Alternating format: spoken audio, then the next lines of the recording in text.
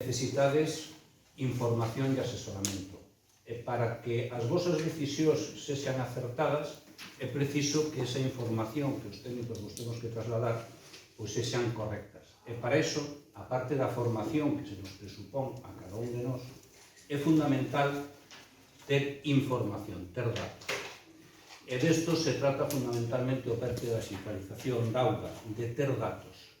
Mal asunto se cando necesitamos un dato temos que ir ao sitio a medir. Mal asunto se cada vez que nos fai falta un dato temos que preguntar onde está.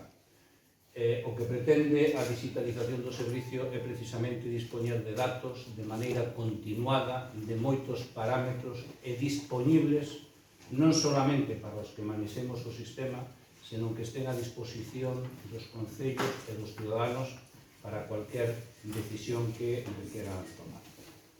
E esta, para mí, é o gran valor do proxecto de digitalización da auga, que, como digo, habrá parte da infraestructura que non será visible e que non será apreciable por os ciudadanos, pero facilitará esta labor para que os responsables políticos podades tomar as decisións máis acertadas.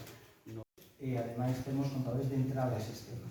Este proxecto, é que imagino que non é un proxecto para un concello, nin para unha comarca, senón, basicamente, un proxecto tamén para a Diputación, para o organismo de conta. O organismo de conta ten que saber que cantidad de vertidos temos ao medio e a cantidad de auga que é ao medio. Vale? Entón, necesitamos datos que son os puntos de entrada. Son 219 puntos na provincia onde vamos a controlar a auga de entrada. Sabes tamén, por os de Galicia, que hai unha lei que obliga tamén a estar contadores.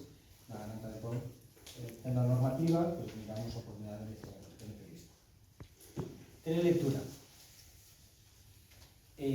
Como funciona isto?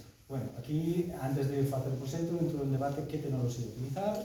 Ao final, despois de falar coa xente técnica da Diputación, con expertos, o que decidimos foi traballar en una Urban, que basicamente é unha tarxeta de móvil metido nos contadores para que nos aporte o dato. Había outras tecnoloxías que xa estaban funcionando, sobre todo a vía radio, pero a vía radio na provincia, por a topografía que ten, o número de repetidores que había que colocar, pois dificultaba llevar a cabo a empresa.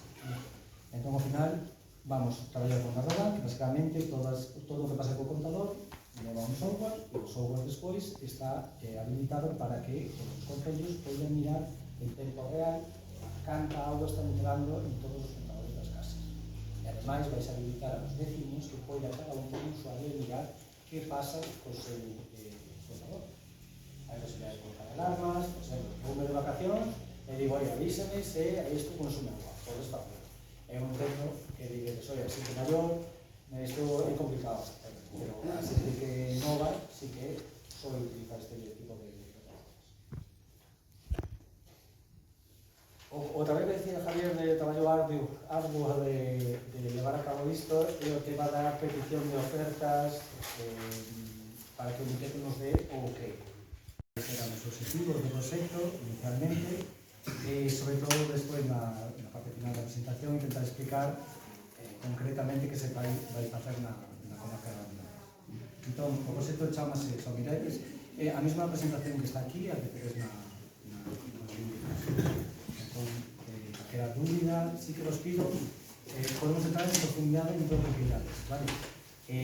Despois da reunión tamén hai posibilidade de, oye, eu quero saber o que se vai facer exactamente nesta instalación, entramos no detalle e mostras cada un dos equipos que se vai montar, entón non hai problema.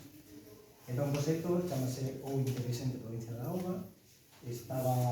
Fomos agraciados con a subvención por parte do Miteco, que agora mirades a cantidade, e o resto, bueno, a Diputación Provincial de Ourense.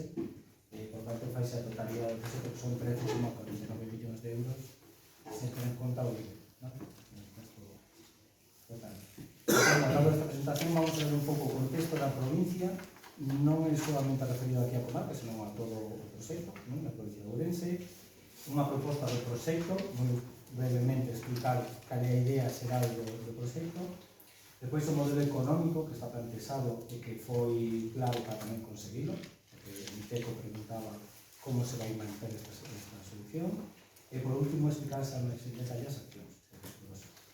Entón, non vos vou decir nada que non saibades que cal é o contexto da provincia. Podes ver no mapa o que está marcado en gris é o que afecta ao Proseco, vale? O Proseco abarca todos estes municipios da provincia. E como sabedes, o 89% dos concellos teñen menos de 5.000 habitantes. Entón, cal problemática existe en toda a provincia? Pois primeiro un problema de infraestructura. Pois moitas se acharon ao final da súa vida útil, non teñen as mellores tecnoloxías, e iso todo transforma un problema de xestión. Que, vale, aínda que consigamos unha subvención e poñamos a instalación como a Epipola, despois quen a xestiona? Bueno, ausencia de datos que comentaba Javier anteriormente, e moitas veces entra en controversia o que é eficaz e eficiente en canto a costes, non? No servicio. Depois existen os requerimentos. Sabedes, vos paran pola calle os veciños que cada vez existen máis calidade de auga, un mellor servizo, e, por tanto, os alcaldes e alcaldesas teñen que por a disposición para que todo vaya ben. Depois están os requerimentos da propia normativa. Aquí fusen algunha que a orde ministerial o tener os contadores. Sabedes que os concellos, por industria, teñen que ter, ao seu parte de contadores, teñen que ter unha lei media inferior aos 12 anos. Isto na maioría da provincia non se cumpre. Entón foi clave tamén o proxecto dando un impulso de, por a legislatura, intentar solucionar este problema. É exactamente o proxecto, porque falamos moitas veces de perte de auga, falamos de 13 millóns de euros, todo nos sona, bueno, moi importante, pero logo non sabemos a concreción do mismo. Entonces, eu quería fazer simplemente dúas ou tres reflexións para concluir esta presentación, que digo que foi para mí, e creo que para todos, tremendamente didáctica. Primeiro, decir que é un día importante para a provincia, sin duda ninguna, claro, non? É un día importante para a provincia porque ese proxecto de 13 millóns de euros, dos cuales creo que a Diputación fixe un esforzo importante, porque decía Víctor, o primeiro contábase con máis financiación, ainda sendo o segundo proxecto de España, rebaixaron a cantidade e houve que poñer unha cantidade importante, houve que poñer casi 6 millóns de euros por parte da Diputación, non? 6 millóns de euros que a veces se fala de cifras así de calquera maneira, pero a Diputación ten 96 millóns de euros de presuposto. Ese é o presuposto do orzamento da Diputación. Entón, ao mellor aí engarzas un poquinho ou contextualizas, porque igual pasado uns 500 millóns de euros de tal. Entón, se sabemos nun concello, o sea, é moi claro, non? 96 millóns, 6 millóns de euros, 575 da Diputación, poñense aquí, non? E, por tanto, estamos dando a importancia que merece este proxecto, porque consideramos que é un proxecto estratégico.